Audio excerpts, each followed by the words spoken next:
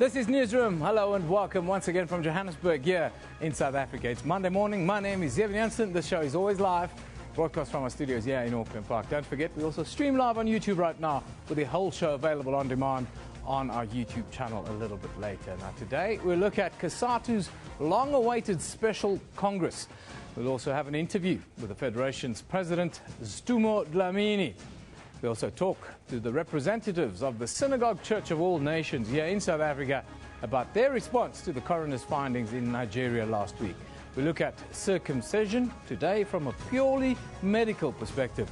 There's an infertility campaign that started in Kenya, and we'll close the show with an update on the Greek financial crisis as another deadline has been missed. But first, here is a look at the day's news.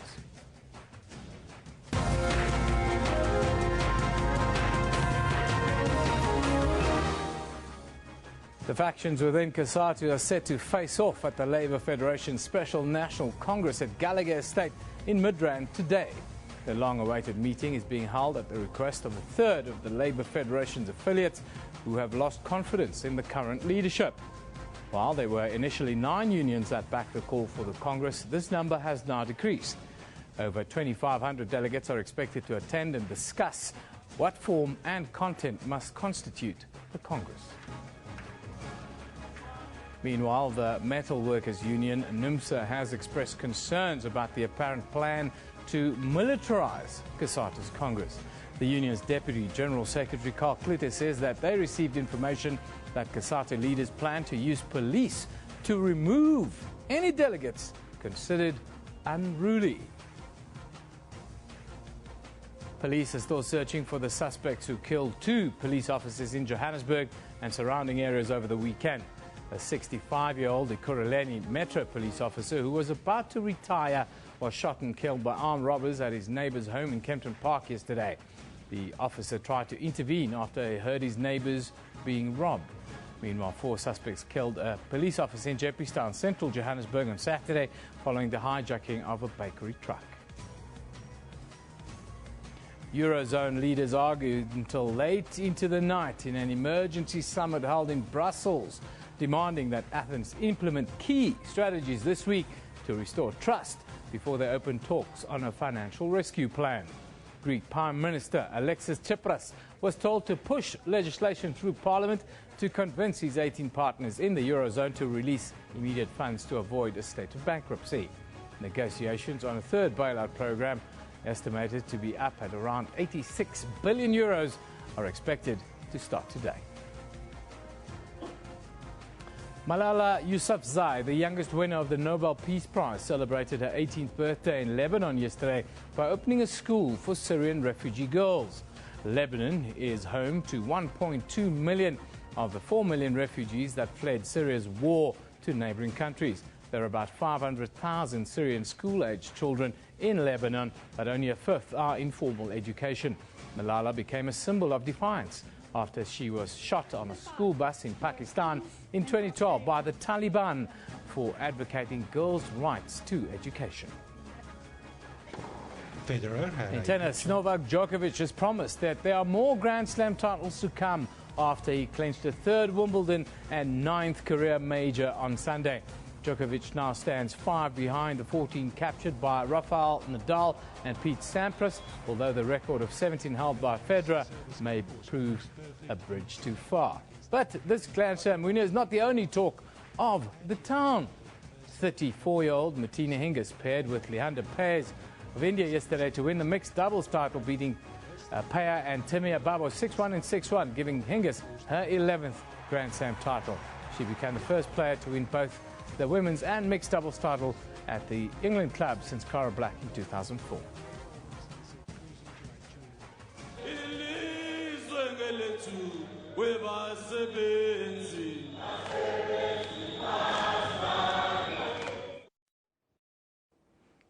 The battle for control of the country's largest trade union federation gets underway shortly this morning. For the first time in over 3 years of factional fighting, ordinary workers will have their say at the 2-day Special National Congress. The Special National Congress is not a first for COSATU, but this one is historic. It's the first one to be called by affiliates themselves. Now, Our reporter, Yelisa Njamela, gives us an in-depth look at what the Workers' Federation has been going through. 14 months. That's how long it took for COSATU to convene the Special National Congress, a congress demanded by a third of the affiliates. The affiliates were disgruntled as a result of the suspension of the then General Secretary Zwelinzima Vavi. Through COSATU and workers. Vavi had been suspended for an office affair. At this stage, the affiliates had made it clear that they had lost confidence in President Stumo Dlamini's leadership. There is little doubt that the organized labor movement, and indeed the working class as a whole, is facing one of its most severe tests at this time. The paralysis which infected and which has effectively demobilized COSATU and which led to the formation of this group of 9+ unions has created a profound crisis for the working class and the poor. But they were in the minority in the all-powerful Central Executive Committee. COSATU dragged its heels over holding of the Special National Congress, citing concerns over logistics and money. This act of taking COSATU to court to fight that we must be allowed to participate in a Special National Congress where metal workers must appeal their expulsion to the owners of the federation, which is workers in a Congress, is a just and a noble cause. It is a cause to demonstrate to everybody that for us, unity for workers is compulsory. For us, unity for workers is sacrosanct. A court order finally settled the matter in June this year, forcing the federation to commit to hold the Special National Congress. In the meantime, They must continue to fight. NUMSA, which had led the call of the Congress, are out of the picture. So is Vavi. Vavi and NUMSA were expelled from COSATU in November 2014 and February 2015, respectively. In disrupting that The door is shut on possible elections at the gathering. COSATU has made it clear that the topics for discussions are unity and cohesion and leadership. The issue of Vavi and NUMSA, is a matter of an ordinary Congress in November. You see, the Constitution is very clear. You can call for Vavi on the floor, but Vavi is not going to be an item in this Congress. So, but if the chair says, in terms of the Constitution, Uvava item, you continue to call for Uvavi, we're going to ask you to leave the Congress. Because those are the powers given to the chair in terms of the COSATU Constitution. there shall be nothing that will succeed in disrupting that Special National Congress of the Federation. We've put all necessary means in place to ensure that workers are safe, workers are able to debate their COSATU with no disturbance by any other force. But the other affiliates want to elect new leaders and discuss NUMSA and Vavi's expulsion. Do members have the final say? Now, they do, but it must be in terms of the Constitution. The members can't go to a COSATU Constitution, a COSATU Congress, and say, the Constitution says only those members who are in good standing must vote. And you ask the Congress, do you agree with that? Can you agree that everybody should vote, even if it's not in terms of the Constitution? You can't. They have a final say, but they can't do it because the Constitution is above the Congress itself. About 2,500 delegates representing all 18 affiliates will converge on Midrand's Gallagher estate. The last time the Federation gathered at that venue, divisions were already apparent. Instead of allowing the rank and file to decide, a gentleman's agreement was brokered, returning all national leaders uncontested. It remains to be seen whether this Congress will be a catalyst to ensure peace and unity in the fractured Federation. Yelisa Njamela, SABC News. Well, our contributing editor, Vuyo Mvoko, is standing by at Gallagher Estate, where the Congress is taking place. Of course, he's going to talk to the president of COSATU, Stumo Dlamini. Vuyo, it's over to you. Well, thanks very much, Ieben, and welcome indeed to Gallagher Estates, our makeshift studio from where we will be broadcasting over the next couple of days. With me, indeed, is the president of COSATU, Mr. Stumo Dlamini. Welcome, sir, and thank you very much for joining us. Thank you very much. Well, just to pick up on a line from a line that was in that insert where to paraphrase what you said, nothing is going to stop this special Congress from taking place. That was, of course, a few days ago. Yes. 3 days later, nothing indeed. Look, we are now on the day of the Congress. All systems go. We will be starting as expected, sharp at 11 o'clock, with our program of 2 days Special National Congress. It's a very, very important occasion for COSATU in the history of the Federation that this day has arrived. It has been coming for the past 12 months since November 2014. We are here. We think we've done everything to ensure a successful unifying Congress of COSATU.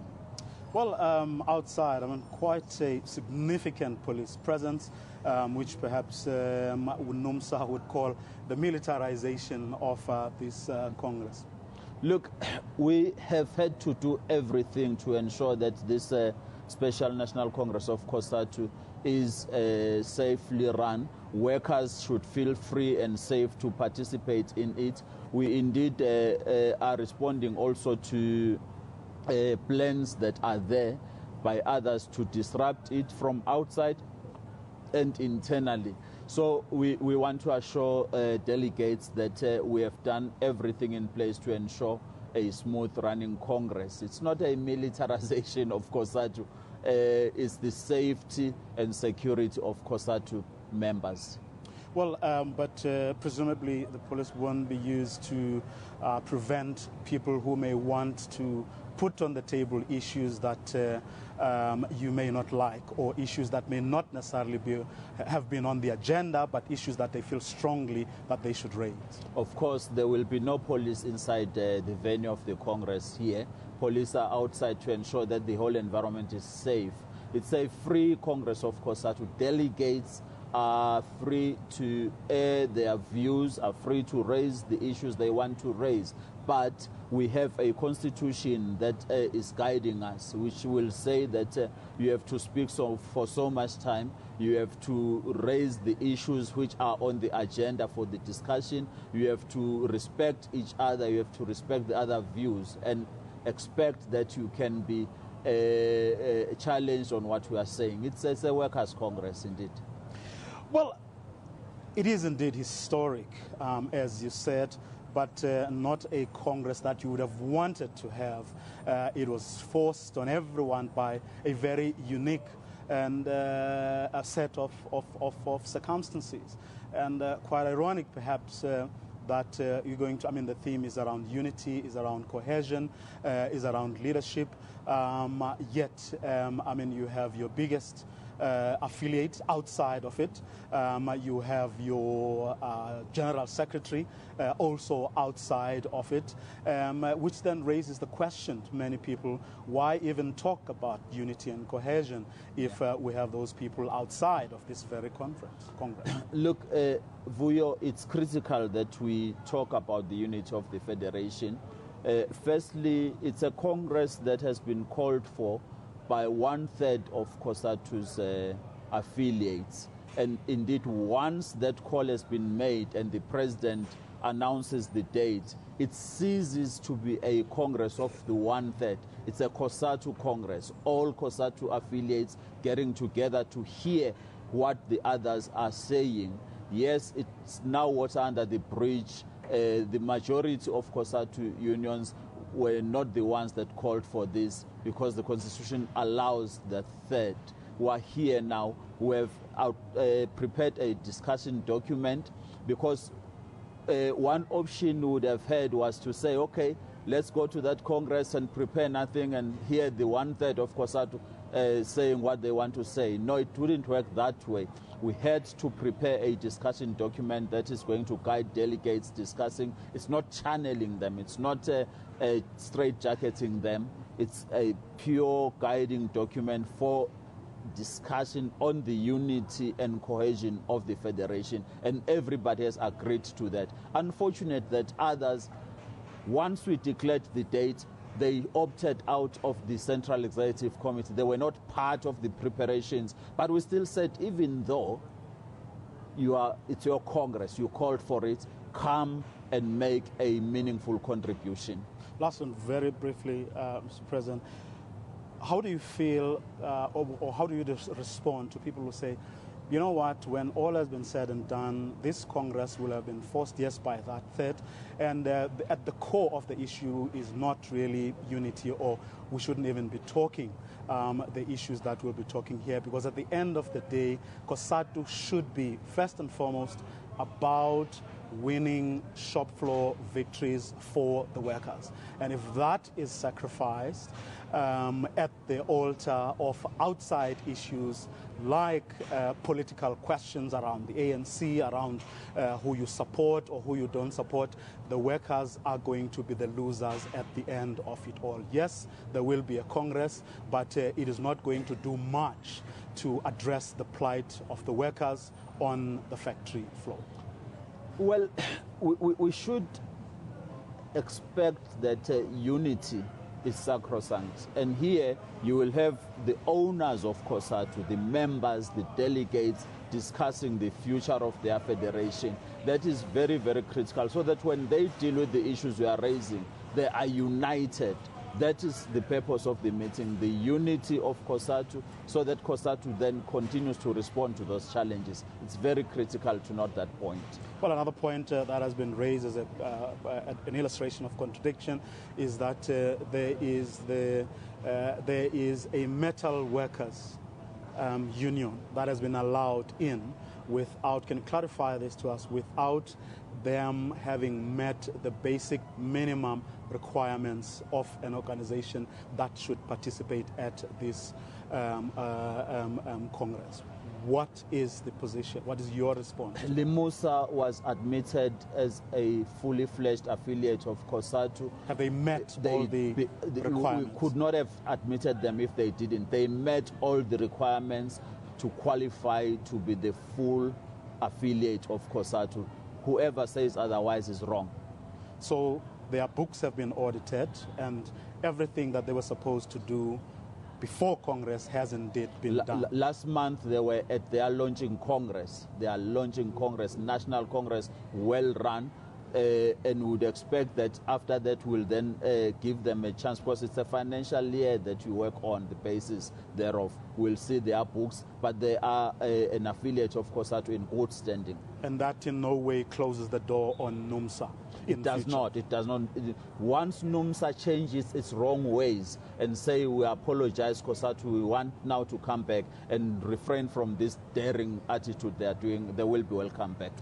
Mr. President, thank you very much and all the best. Thanks very much. COSATU President Stumo Dlamini. But do stay with us throughout the day.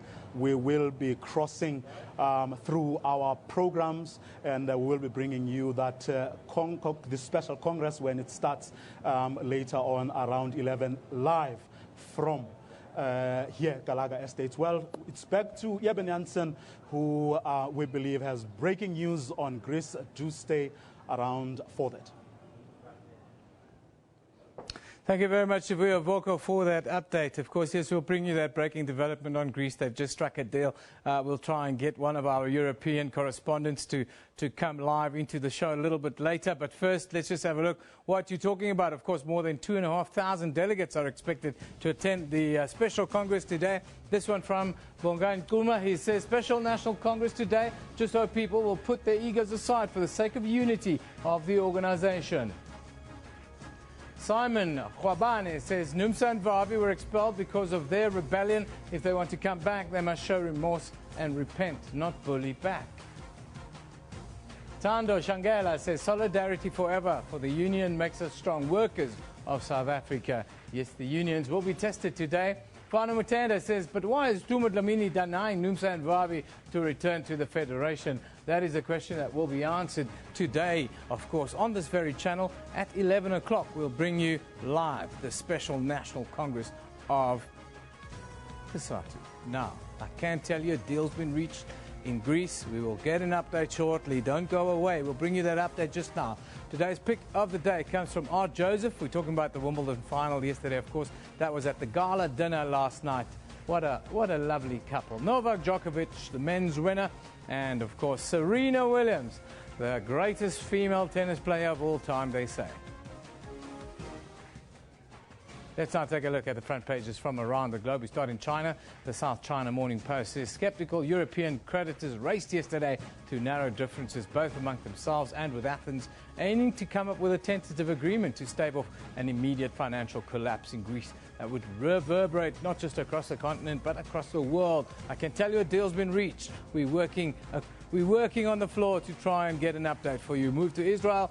The Jerusalem Post reports that foreign ministers from world powers converged once again on Austria's capital yesterday, hoping to finally end talks with Iran over its nuclear program with a deal. And in the United Kingdom, the Scotsman, talks about Novak Djokovic, savoured the sweet taste of success last night as he celebrated his third Wimbledon singles title with his customary bite of the centre court turf. That was fun, wasn't it?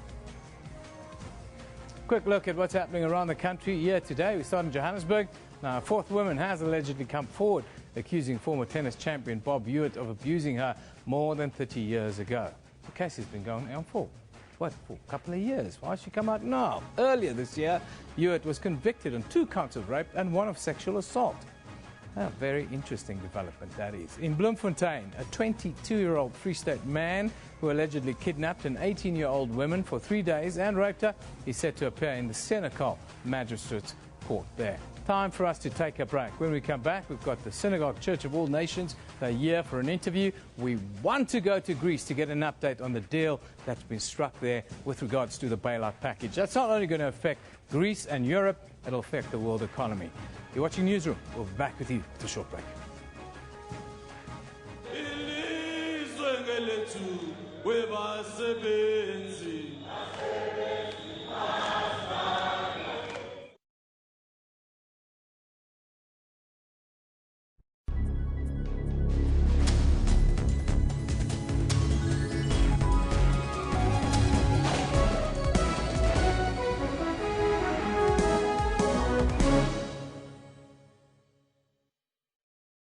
SABC News seeks to be the biggest, the most extensive and diverse news organization on the continent.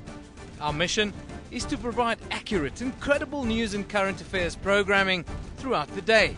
We are committed to covering every part of the continent. We reflect the world to Africa and Africa to the world. SABC News, Africa's news leader. Now available throughout the continent.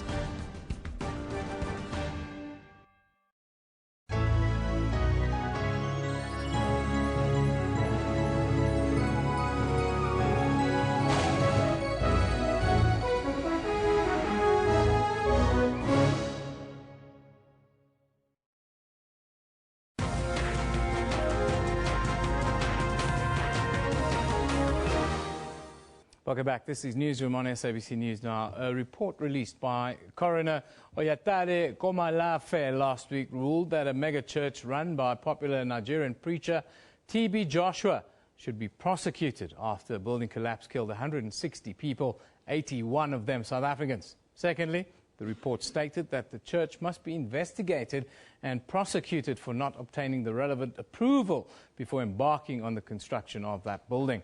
The coroner's inquest was called to determine the circumstances of the collapse of the guest house for foreign followers of Joshua's Synagogue Church of All Nations, or SCOAN as it's named. The incident, of course, happened on September 12 last year.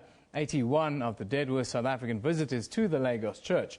Nigerian preacher TB Joshua has dismissed the coroner's ruling, but for the church's reaction. We are joined by the Synagogue Church of All Nations spokesperson here in South Africa, Advocate Bali Chwene.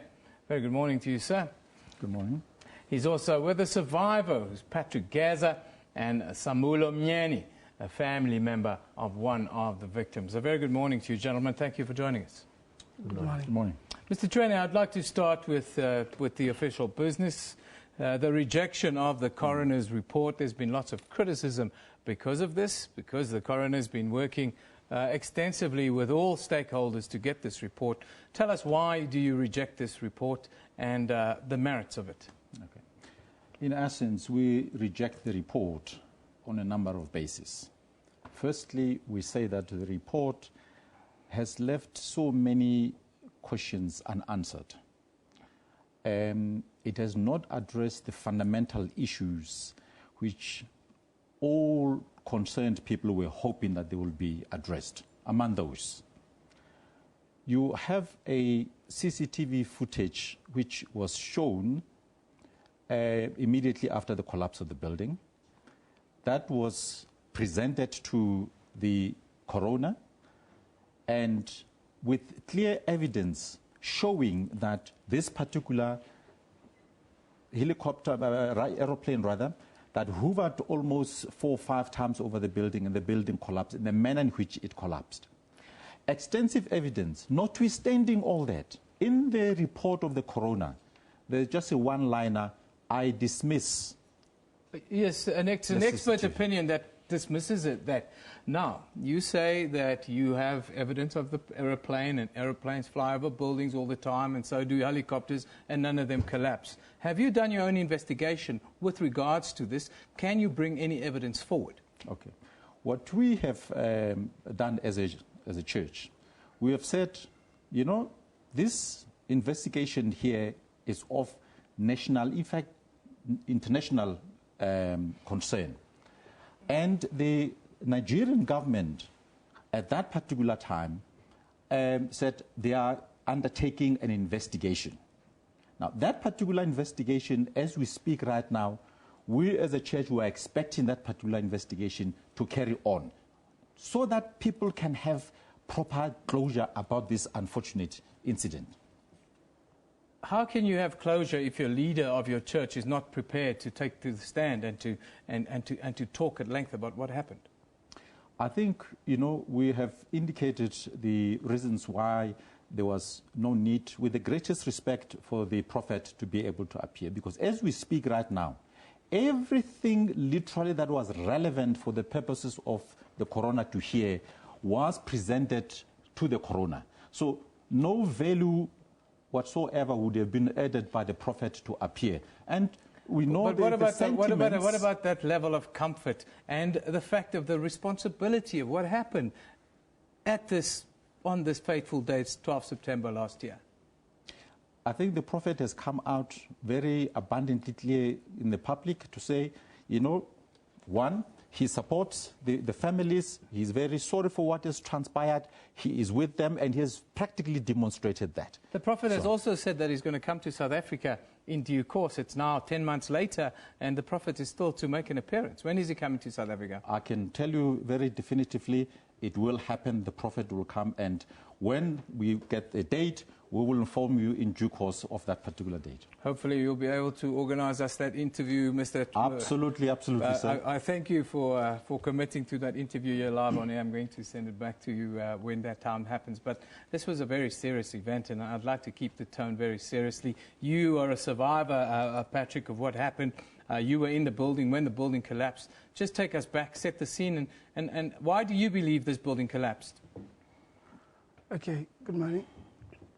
I was in the building when the building collapsed, and in my professional opinion, in the civil engineering field, the building did not collapse because of structural failure. You're not a civil engineer, my brother, are you? I am a civil engineer. You're a civil engineer? Yes. You were inside of the building? I was inside the building. The way the walls cracked, it doesn't show that the building collapsed through structural failure. You build so many stories as a civil engineer. If you build 6 stories and then more stories on top of a 2-story building with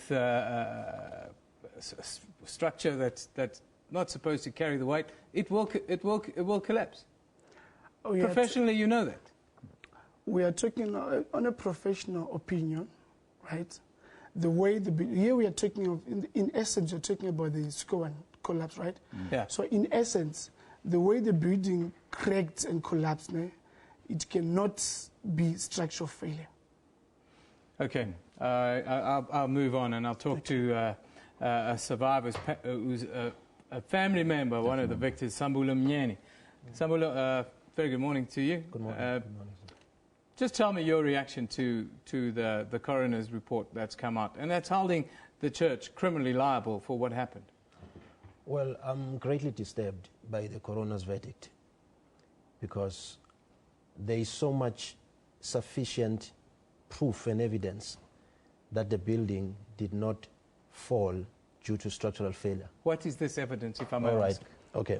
Number one, I'll come back to no, the come to the evidence. I'll come back to the CCTV You say that footage there's overwhelming evidence. Yes, there's overwhelming what evidence. What is the evidence? Prophet TB Joshua invited us, number one. No. What is the evidence? I'm telling you the evidence. What is the evidence? I'm giving you the evidence. Prophet TB Joshua invited us and we were taken into the scene.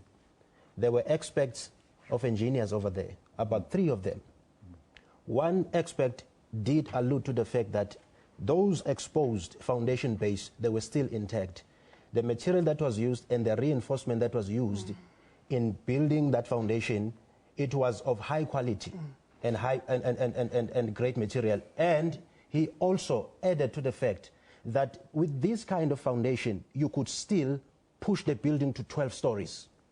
Yeah, that's what they tried. That's why the building collapsed. I want to come to you, Mr. Trini, and talk about your official position now, where you are going forward. The coroner's come out. There are a lot of questions that needs to be answered. Where are you as the church now and the way forward? Okay. We, as a church, have analyzed the coroner's findings. And based on what we've indicated that, these findings were completely biased and irrational, we have taken a view to pursue the judicial review route. You don't think, Mr. Trini, that it's irrational to say that an aeroplane or a helicopter flew over a building and that caused the building to collapse? Remember, I was just giving you one of the reasons. Among them is this. Show me any building in the world, all right, that has collapsed as a result of structural failures in the manner that this particular one has collapsed. In Lagos alone, I'll tell you now, I've done a lot of research on this. Trust me, I've worked on it for 10 months. In Lagos alone, in the 12 months preceding this incident, from September 2013 to September 2014, 106 buildings collapsed because of structural failure in Lagos alone. I would not contest that particular thing because collapse, yes. But did it collapse in the manner that the building collapsed? Yes. Absolute no. Yes. Nothing like that. To stand on that. It is a common, you go and check worldwide. The manner in which this particular building collapsed for under 4 minutes. Yes. You cannot have a 6-story building when it collapses within 2 meters. Yes. Within 2 meters, the building does not even touch the building that is 2 meters away. In less than 4 seconds. When are we going to accept some responsibility let me just take and move forward? Because we need to accept that this incident happened so that we can move forward. To say that the coroner is one-dimensional in his thinking and so forth, there's a lot of expert evidence that's gone in there. I think for South Africans and South African families that suffered great loss, all they want is to be able to put this behind them and move forward. How are we going to do that? And that's exactly what we want to do. We want to make sure that people have got proper closure. Now, what we are really hoping for, that there is an investigation and the Nigerian government police have committed themselves that, they want to investigate this fully. And we're hoping that with the additional evidence that can be given to them, final truth must emerge. Mr. Trini, when that happens, we would like you to come back and present that to us, because there are so many people that suffered great loss here in South Africa, great shock and loss because of this. We understand that the church, you've done a lot of good work with the families. That's why you've got family members that come to represent you here today. The thinking is that there needs to be closure so that this thing can be, we can all get past it. But thank you for coming today, and hopefully in the near future, when TB Joshua comes to South Africa, you'll be back and we'll be able to hopefully close the book on what is a very dark day for South Africa. Thank you very much, Sam. Thank you for joining us today. And thank you, gentlemen, for joining us today. Thank you so much. Now we move on. The 2015 initiation death toll here in South Africa stands at more than 20, while scores of initiates have been admitted to various hospitals around the country now. 141 initiates have been injured since the start of the winter season. The Eastern Cape government will erect mobile hospitals close to initiation schools to curb the crisis. But why are the boys seeking medical help after undergoing traditional circumcision? What is the difference between traditional and medical male circumcision? They say traditional male circumcision is carried out as a rite of passage into manhood. It is carried out under non-clinical conditions that have significant risk of complications. On the other hand, medical circumcision involves full removal of the foreskin, fully exposing the head of the penis. The procedure is performed at a medical facility by a trained healthcare medical worker or doctor. Now, Zolani Barnes joins us from our studios in Cape Town to talk about the two practices. He is Advocacy, Communication and Social Mobilization Manager and also the head of the Medical Male Circumcision Program at TB HIV Care. Very good morning to you, Mr. Barnes. Thank you for joining us. Good morning, and thanks for having me. Mr. Barnes, just paint the picture for us. More than 20 initiates have now lost their lives this season. Something is going horribly wrong somewhere. Explain to us the conditions under which traditional circumcision takes place compared to medical circumcision. All right, thanks for that question. Well, traditional circumcision, as most people would know, happen in the mountains, in the bush, and compared to medical circumcision, the conditions are not as sterile, if at all. And of course, it is, as you said rightly, it's a rite of passage. So I think the difference is, if that's the question, would be the one is sterile and the other one is not. Now, traditional initiation is so sacred to some communities. It's very difficult to have this discussion. How do you believe it can be made safe to avert loss of future lives? Well, that's a very good question, and in my view, it can. And it's as simple as trying to distinguish between the actual procedure itself, which is the cutting of the foreskin, and the initiation. I think in my view, what can be done is if we could take these boys for medical male circumcision, which is the full removal of the foreskin, and they heal. Once they heal, we can then go through the process of initiation, where we take them to the mountain and teach them the essence of becoming a man. What is it? What does it mean to be a man in this world that we live in? So we got to understand now we're dealing with different issues. We have an issue of HIV/AIDS and medical male circumcision. Part of the reason we have it is to reduce infection by 60%, HIV infection. So there's a benefit. So when these guys go for medical male circumcision, what can happen is that we reduce their chances of their risk of HIV, and at the same time we keep them safe from dying from initiation, or rather from traditional circumcision. How do you view the Department of Traditional Affairs zero tolerance on initiation deaths campaign? How do you view this? I think it needs to be more than just lip service. Throughout the years, we've been having the very same things where young people are losing their lives, and this is something that can be prevented. So something has to be done. There's got to be authorities, police has to be involved, and people that are having these illegal schools, they have to be prosecuted. There's got to be punishment that happens when these things happen. So it's one death too many. And I do think that it's high time that all stakeholders need to be involved. We need to involve the traditional leaders. We need to involve the police, as well as Department of Health needs to be involved, as well as everyone that has vested interest in both medical circumcision as well as traditional circumcision. And finally, we hear stories of vicious physical assaults during the initiation process. We've seen some of those over the weekend coming out in mainstream media. How do you view this, and how do we stop this?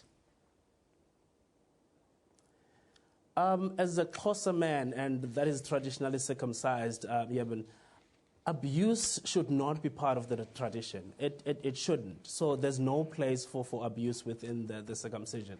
And that's part of the reason why we're losing some of these boys. So, and as I said, I think police, if that is the case, and if we find out that someone, an initiate, died from abuse within the mountains, they need, whoever that person is, need to be brought to book. Police needs to be involved, and people have to be, as I said, prosecuted. Well, I thank you very much for joining us today. That's Zolani Barnes, who joined us live from Cape Town. Of course, we're talking about medical circumcision compared to traditional circumcision, the pitfalls and why so many lives are lost. Now, Novak Djokovic defeated Roger Federer to win his third Wimbledon title yesterday. The pair played in a hotly contested match, with the 28-year-old Djokovic prevailing 7-6, 6-7, 6-4 and 6-3. Here are some of your views. Many people talking about this match. Final matches in all the categories were super this year, talking about the Wimbledon finals, of course. Prashant Kase, what makes Federer great is not that he wins every time, but that he has won enough, but still tries with all his heart. Sharina says Djokovic and Williams, and don't forget Martina Hingis. She'll be remembered this year as the star. Independent Wales says, why can't England produce a tennis player capable of winning? They've got Andy Murray. He won last year. Congratulations to young tennis star Sumit Nagal on his victory, talking about Wimbledon Juniors, that one from Nilesh. Now, today's tweet of the day comes from the beloved. He says, passage into manhood should not be a death sentence. Hashtag initiation schools. Yes, that is a sentiment shared by South Africa's government and by South Africa's citizens. Here's Newsroom's Facebook page. Increasing electricity costs are turning households to illegal power connections. In one Mpumalanga village, a stone's throw away from the Mbombela Stadium, hundreds of households are getting power illegally, which poses a safety risk. Then, Parliament is expected to start the process of turning the land expropriation bill into law in the next few weeks. The bill was put on hold 7 years ago over serious concerns on its constitutionality. Then, Tanzania's Public Works Minister, John Magufuli, has been overwhelmingly nominated as the ruling party's presidential candidate. Magufuli won 87% of the total votes cast at the party's National Congress. For more news and updates, you can go to our Facebook page at SABC Newsroom. Time for us to take a short break. We'll be back shortly.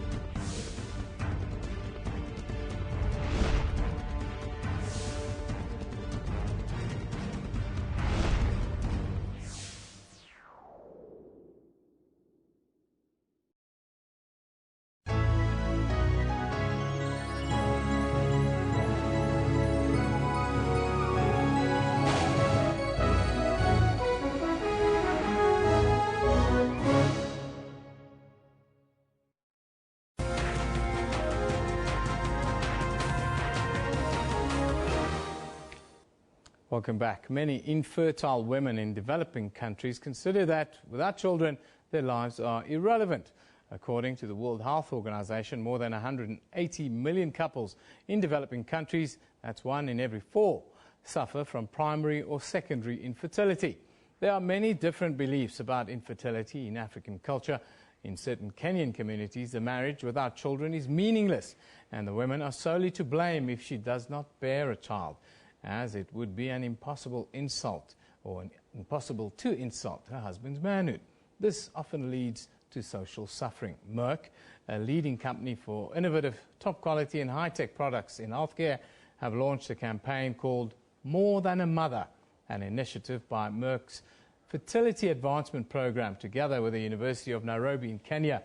which aims to improve maternal health care and remove stigmatization. Now, joining us in studio today is Managing Director of Merck South Africa, Stefan Marin. Very good morning to you, Stefan. Thanks for joining us. Good morning, Eben. Thank you very much for the invitation. Pleasure to be here. More Than a Mother, the fertility campaign in Kenya. Why in this country and why this particular focus? It was now 3 years ago that we as a company decided that we want to invest in Africa much more heavily and be present there. And one of the countries we have chosen is Kenya. Kenya has a very developed infrastructure when it comes to healthcare, and especially the institutions and the government have a high intention to improve the state of health in Kenya. And that's why we started to partner with different institutions, with the government, with the Minister of Health, with the University of Nairobi, to help and to support with what we can to achieve their goals. Now, the World Health Organization says that 85% of women in developing countries are more likely to experience infertility compared to 33% in the developed world, for that matter. What are the main causes of this high infertility rates in developing countries? First of all, we should state that infertility doesn't touch only women. It's equally shared between men and women. If a couple can't conceive a baby, then it's approximately a third is the cause of female infertility.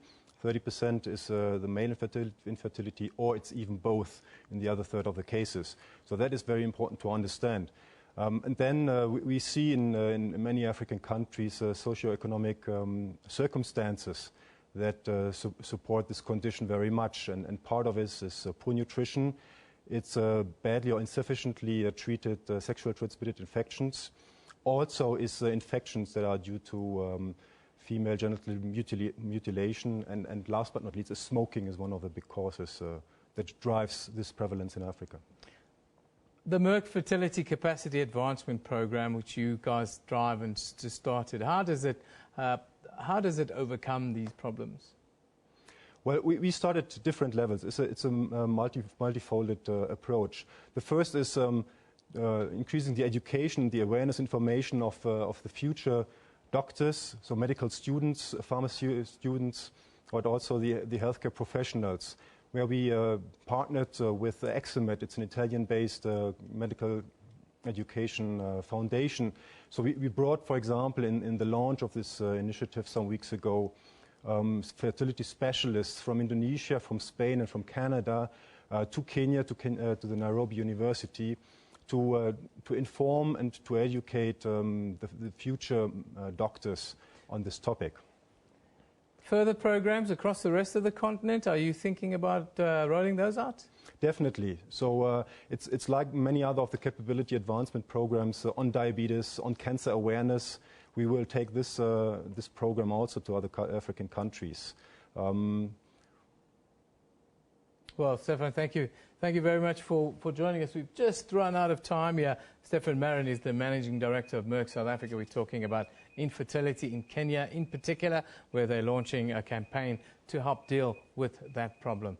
Now, the leaders of 19 nations that use the euro debated into the early hours of this morning whether to rescue Greece from the brink of financial ruin or cut the country loose from the currency bloc and let it fend for itself. I can't tell you, a deal has been reached. Here are some of the views of you at home. Greece taught the world democracy.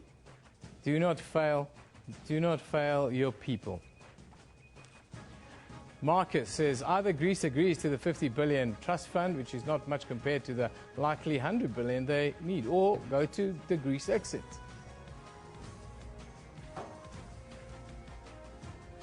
It appears Greece has a workforce of 5 million and is paying pensions to 2.2 million, support ratio 2.3.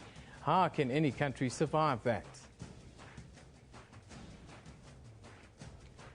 Now, just a quick update. I can tell you a deal has been reached in Greece. Our correspondent Jack Parrock is on the line. Very good morning to you, Jack. Just give us a quick rundown what the deal entails.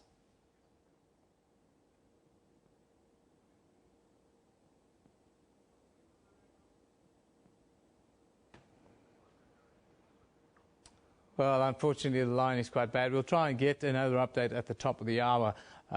We have to wrap Newsroom now. That's where we end. The show, of course, broadcast live from our studios in Auckland Park, Johannesburg, every weekday morning between 9 and 10 a.m. We also stream live on YouTube at that time, with the whole show available on demand on our YouTube channel. This is SABC News. You've been watching Newsroom. We love it in the morning.